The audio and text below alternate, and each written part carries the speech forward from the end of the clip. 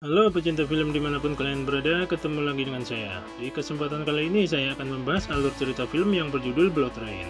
Film rilisan tahun 2011 ini mengisahkan tentang seorang gadis cantik yang ternyata seorang vampir. Dia membantu pasukan pemberontak melawan kekejaman pasukan Nazi. Penasaran bagaimana kisah lengkapnya? Yuk langsung saja kita mulai bahas alur ceritanya. Tapi seperti biasa, intro dulu.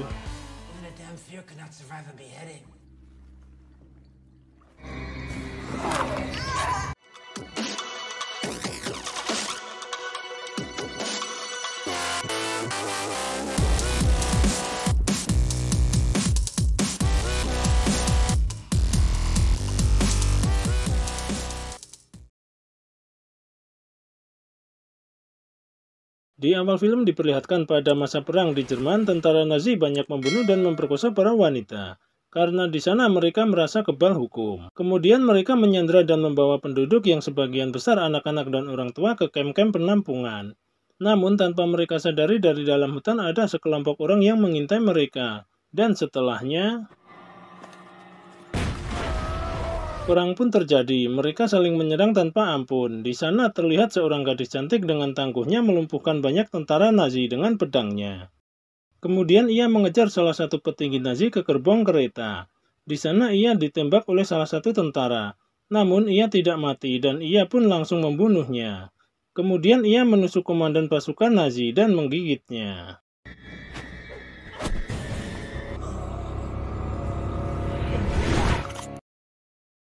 Setelahnya terlihat gadis itu keluar kereta. Gadis itu bernama Rain. Di sana ia disambut oleh ketua kelompok perlawanan yang bernama Nathaniel. Nathaniel mengetahui bahwa Rain bukanlah manusia biasa, melainkan setengah vampir. Di sana mereka segera melepaskan para penduduk dan membawa mereka pergi dari sana. Namun tanpa mereka sadari ternyata pemimpin tentara Nazi yang bernama Komandan Mann masih hidup. Di malam harinya terlihat para tentara sedang membersihkan TKP. Di sana pemimpin mereka yang bernama Letnan Jono memerintahkan salah satu prajurit untuk mencari dua orang yang tangguh guna memburu pelaku penyerangan kem mereka. Sementara di tempat lain Ren yang sedang bersama kelompok perlawanan mengatakan bahwa tentara Nazi jumlahnya begitu banyak. Apa mungkin mereka bisa menang melawan tentara Nazi? Namun Nathaniel tetap bertekad melawan mereka dan menyelamatkan para penduduk. Di tempat lain terlihat seorang dokter sedang membedah seorang vampir di lab markas Nazi. Di sana Letnan Jono menyuruh dokter menghentikan aksinya karena itu akan menyakitinya. Kemudian Letnan Jono pun pergi dari sana. Namun sang dokter menyusulnya dan mengatakan vampir itu akan menjadi pasukan yang sulit dibunuh dan ia akan menjadikan Hitler hidup abadi. Scene berpindah, di pagi harinya terlihat Ren yang terbangun dari tidurnya.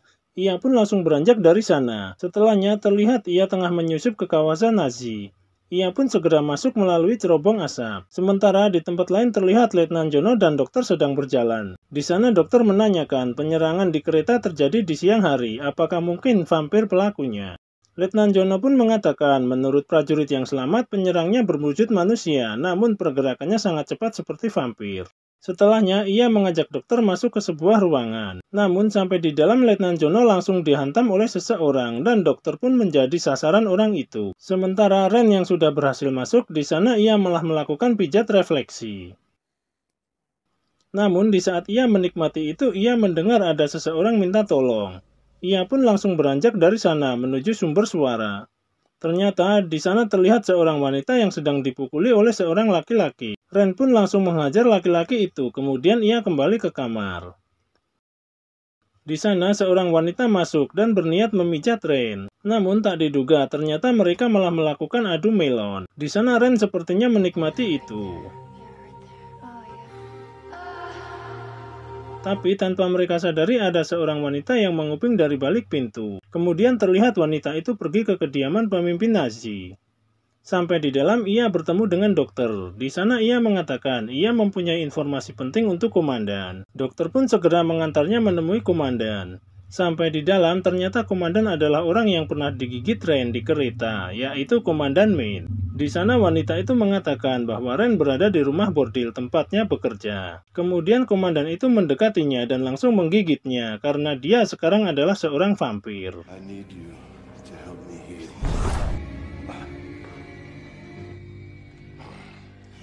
Sementara Ren yang akan pergi dari sana tiba-tiba diserang oleh prajurit Nazi. Pertarungan pun terjadi di sana. Namun dengan mudahnya Ren mengalahkan mereka. Saat ia keluar jendela, Ren kaget melihat Komandan Min masih hidup. Ia pun langsung ditembaki oleh tentara Nazi. Akhirnya ia lari ke atas gedung dan pergi dari sana. Namun di sana dokter berhasil mengambil sampel darah Ren.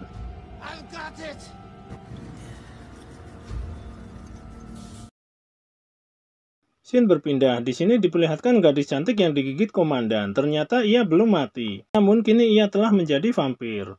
Lantas dokter berencana ingin menjadikannya bahan eksperimen. Namun tak diduga, di sana ia malah berusaha menggigit dokter. Dengan terpaksa akhirnya si dokter harus membunuhnya.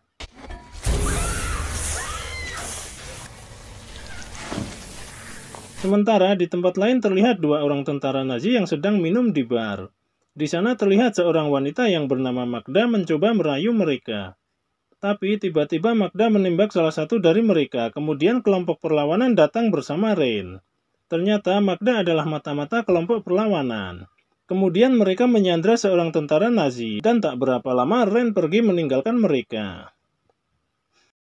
Namun di tengah jalan tiba-tiba Ren diserang dua orang vampir, tapi dengan mudahnya Ren membunuh keduanya.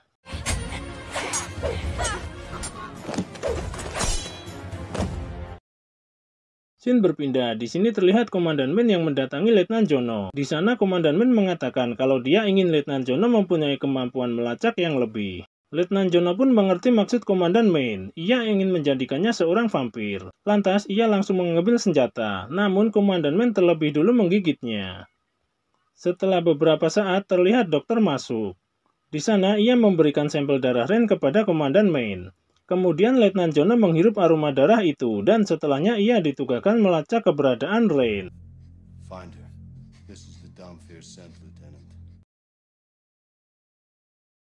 Sementara di tempat lain terlihat Ren yang sedang berdiskusi dengan Nathaniel. Tiba-tiba ia merasakan kedatangan seorang vampir di sana. Ternyata Letnan Jono sudah berada di sana. Pertarungan di antara mereka pun tak terelakkan.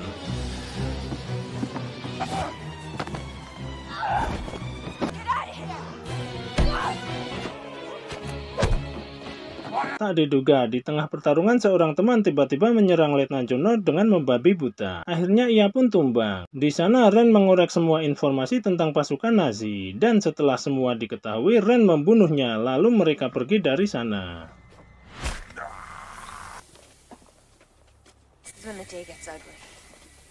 Setibanya di markas, mereka terkejut melihat mayat bergelimpangan dan semuanya sudah berantakan. Nathaniel pun terlihat murka. Di sana Ren mencoba menenangkannya dan menyusun rencana menyerang pasukan Nazi. Di pagi harinya terlihat para tentara Nazi yang sedang berjaga di stasiun. Tiba-tiba Ren muncul dan menghabisi mereka semua. Kemudian pasukan perlawanan masuk. Sampai di dalam terlihat Magda dalam kondisi terikat. Namun ternyata Magda sudah bukan manusia lagi, melainkan seorang vampir. Akhirnya Ren pun harus membunuh Magda di sana. Tak diduga, tiba-tiba pasukan vampir muncul menyerang mereka. Ren pun menyuruh Nathaniel untuk menembak jendela, agar mereka semua terbakar oleh sinar matahari. Tapi tiba-tiba Komandan Min muncul dan menusuk Ren, dan tertangkaplah mereka semua. Scene berganti. Di sini terlihat Ren dalam kondisi tergantung dengan selang di lehernya. Ternyata mereka sedang menguras darah Ren. Kemudian Komandan Min datang dan menggigit Ren.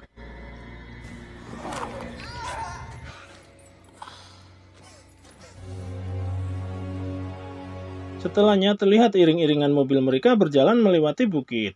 Ternyata di dalam salah satu mobil itu Ren dan Nathaniel dikurung. Namun di sana Nathaniel tak kuasa melihat melon Ren yang begitu menggiurkan. Akhirnya Nathaniel mencoba membukanya. Di sana Ren terbangun dan langsung menyosor Nathaniel. Dan ritual cocok tanam pun terjadi di sana. Sementara dari atas bukit terlihat seseorang dari pasukan perlawanan sedang mengintai mereka. Dan tiba-tiba mobil meledak. Akhirnya para tentara pun turun dan terjadi baku tembak di sana. Di sana Ren dan Nathaniel berhasil keluar dari mobil dan ikut berperang. Di tengah baku tembak terlihat si dokter berusaha kabur dari sana. Namun sniper dari pasukan perlawanan menembaknya. Kemudian terlihat Nathaniel menyerang Komandan Min dari belakang. Namun ia malah dilempar jauh ke jurang. Ren pun kembali menyerang Komandan Main. Di sana ia kesulitan mengalahkan Komandan Main. Namun di saat ia lengah, Ren langsung menendangnya dan kemudian menghantamnya dengan batu besar dan hancurlah kepalanya. Di akhir film terlihat sebuah mobil yang masuk ke kamp Nazi. Kemudian salah seorang petinggi di sana menyuruh penjaga membukanya. Ternyata Ren dan kelompoknya keluar dari sana dan film pun tamat. Ending yang sangat apa, bos? Sangat wow. Itulah sedikit ringkasan alur cerita film Blood Rain yang dirilis tahun 2011. Semoga bisa menghibur dan ada pelajaran yang bisa dipetik dari film ini. Ambil positifnya, buang negatifnya. Sampai ketemu lagi dengan saya di alur cerita film berikutnya. Ciao.